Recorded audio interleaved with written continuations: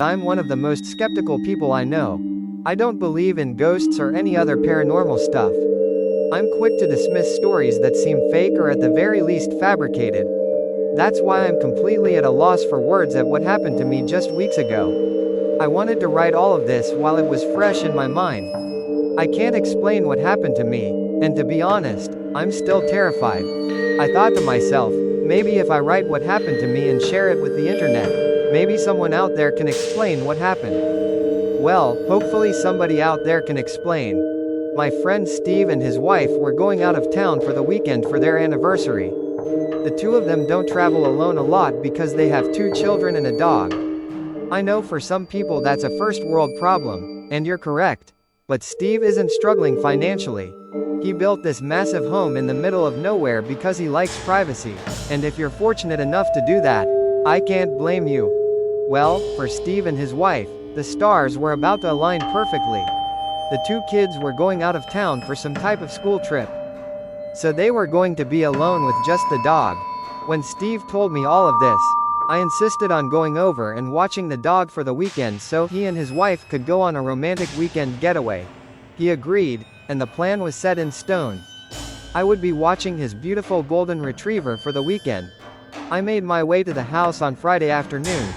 I didn't work weekends, so I planned on just staying there Friday through Sunday. Steve stocked the house full of food and snacks for me and made sure I had everything I needed. It was a bit overkill for a weekend pet sitting job, but I wasn't complaining. I love dogs and I love quiet weekends, so win-win for me. Now for the scary part. On Friday night, the dog and I just hung out and watched movies. Steve sent me a text around 9 p.m. and said, "Don't get scared being all alone in that house. It can get pretty spooky at night when you're by yourself." I gave him a single lol text back and told him to shut up. As I said before, I'm a very skeptical person. I don't get scared of empty houses or being alone in the middle of nowhere. I'm well aware that anything can happen, so I just don't get scared easily. I slept in the spare bedroom and Steve's dog came with me. We went to bed around 1 a.m. At 3:21 in the morning, I woke up to the sound of the dog barking downstairs. It was that loud and vicious barking. I won't lie, that actually did scare me.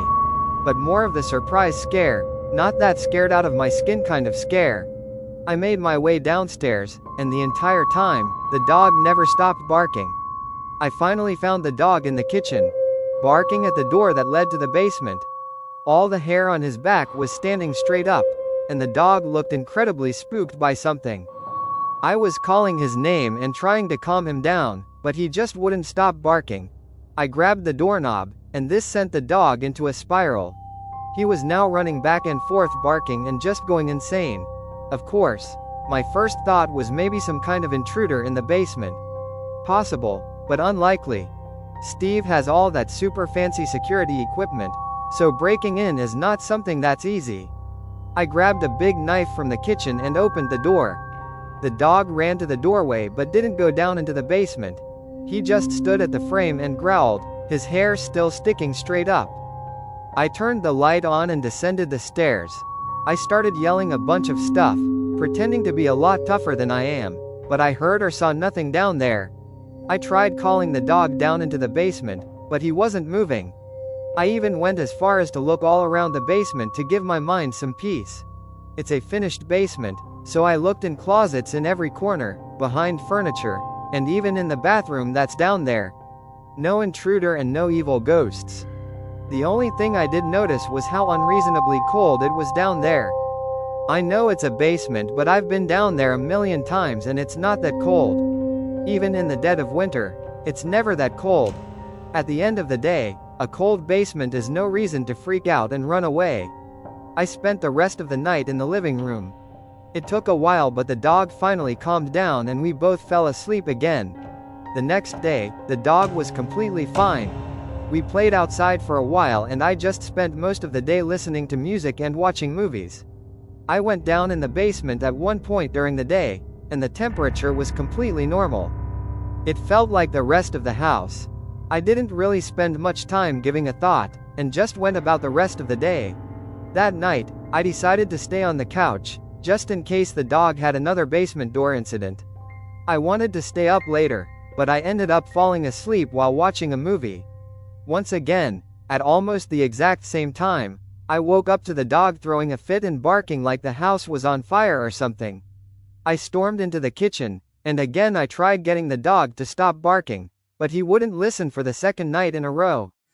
But this night was different.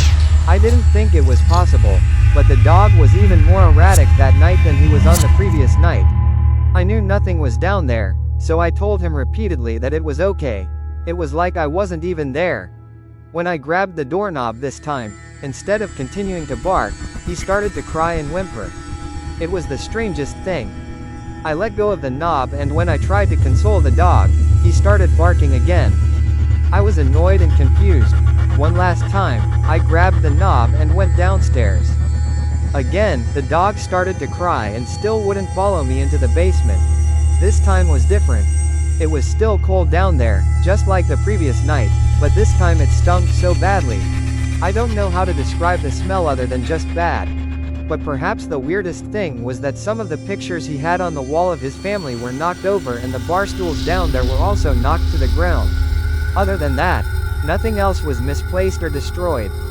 I picked up the bar stools and also the pictures and just set them on the bar. The smell was so overbearing that I didn't even want to be down there anymore. I went back upstairs, and for the first 30 minutes or so, the dog continued to bark, and I tried to figure out what could be the reason for the smell. When the dog finally calmed down, I gave him a treat and we both fell asleep. When I woke up in the morning, I went into the basement to try to get to the bottom of the smell, but the smell was gone, not even a lingering odor. Also, the dog followed me down, and he was happy as can be.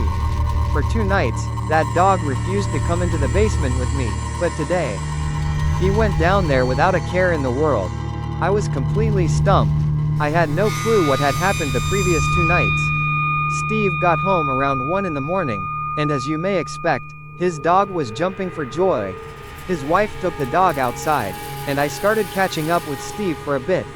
He asked how everything was, and I told him that, for the most part, everything was great. He gave me a confused look when I said, "For the most part," so I explained in detail what happened over the weekend.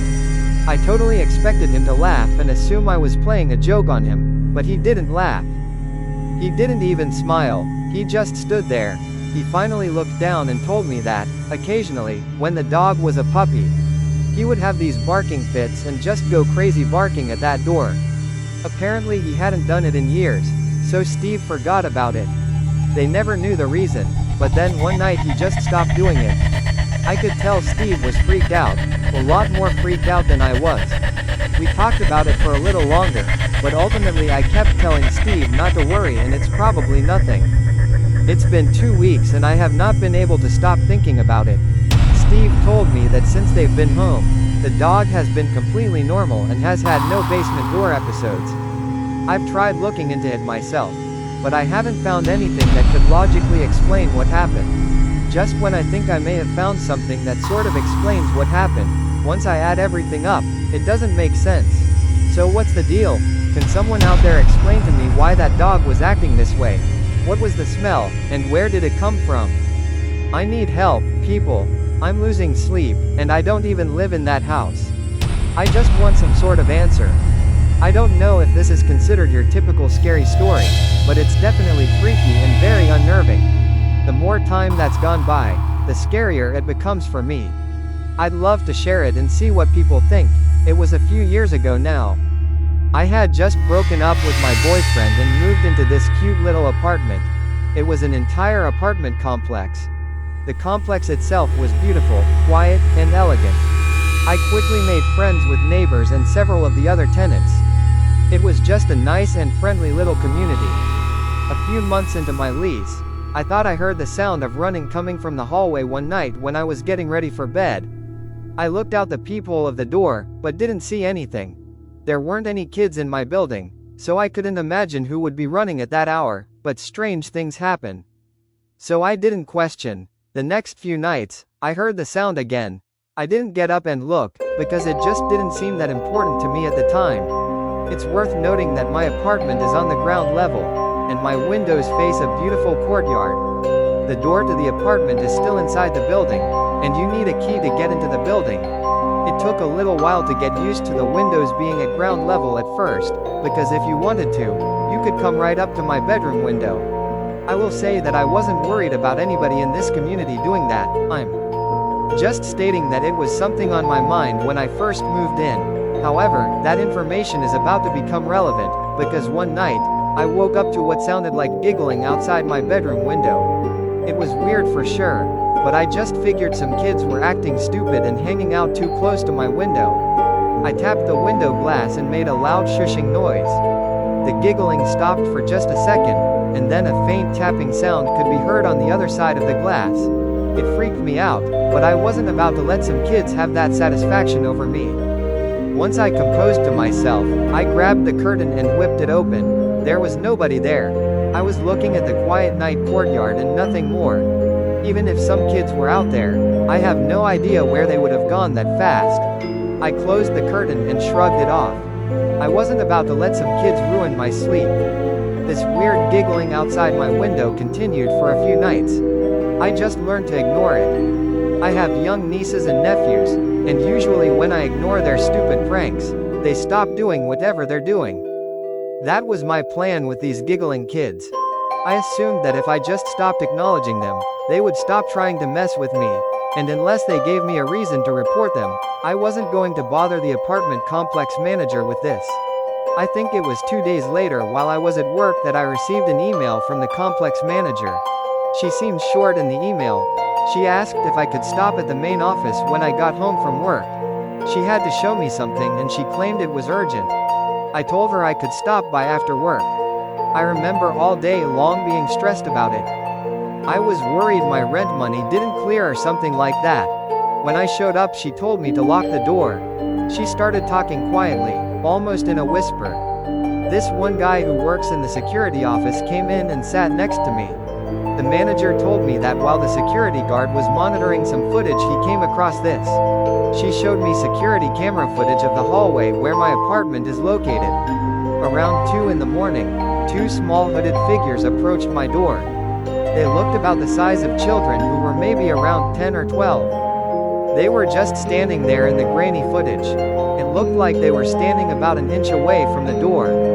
The scariest part of this was that when she fast-forwarded the footage, they didn't move at all. It was nearly 10 minutes of them just standing extremely close to my apartment door. Before they finally walked away, one of the small figures reached for the doorknob and tried opening the door. You can clearly see them jostling the door a few times, but it doesn't open. After the 10 minutes in the video, they skip away from the sight of the camera. I was finally freaked out.